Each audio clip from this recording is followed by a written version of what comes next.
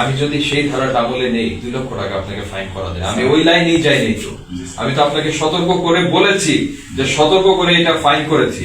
আপনার ওইটাকেই আমি যদি ধরি, আপনি 26 মার্চের আগে আপনি বিস্ফোরক এখানে রাখতেই পারবেন না, যতক্ষণ না পর্যন্ত তারা এটা ভিজিট করে, যতক্ষণ না পর্যন্ত ফায়ার ভিজিট করে আপনাকে একটা প্রেসক্রিপশন দিবে যে কয়টা আমার ফায়ার এক্সটিংগুইশার লাগবে। করার আগেই এই শেডটা করে আপনার লাইসেন্সের জন্য আবেদন দেওয়ার কথা ছিল। আপনি বিস্ফোরকের লাইসেন্স পাবেন, বিস্ফোরক অধিদপ্তর দেখে এটা অ্যাসেস করে আপনাকে কিছু ফায়ার এক্সটিংগুইশিং এর জন্য প্রেসক্রিপশন দিবে যে কয়টা ফায়ার এক্সটিংগুইশার লাগবে, কোথায় কি রাখতে হবে, কিভাবে রাখতে হবে।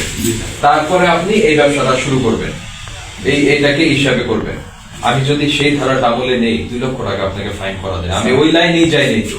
আমি তো আপনাকে সতর্ক করে বলেছি যে সতর্ক করে এটা ফাইন করেছি। আপনার ওইটাকেই আমি যদি ধরি, আপনি 26 মার্চের আগে আপনি বিস্ফোরক এখানে রাখতেই পারবেন না, যতক্ষণ না পর্যন্ত তারা এটা ভিজিট করে, যতক্ষণ না পর্যন্ত ফায়ার ভিজিট করে আপনাকে একটা প্রেসক্রিপশন দিবে যে কয়টা আমার ফায়ার এক্সটিংগুইশার লাগবে।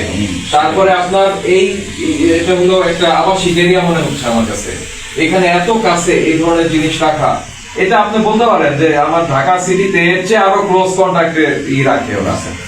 তো সেইটাই কি প্রিকশন থাকতে হবে, কি থাকতে হবে, এটা ফায়ার এক্সটিংগুইশিং কয়টা রাখতে হবে, কি একটা ফায়ার অগ্নি নির্বাপক বল কয়টা রাখতে হবে, কি করতে হবে, এগুলি সব ওরা বলবে।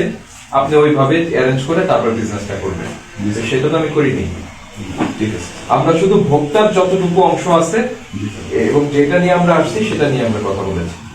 দৈনিক আজকের বাংলা .net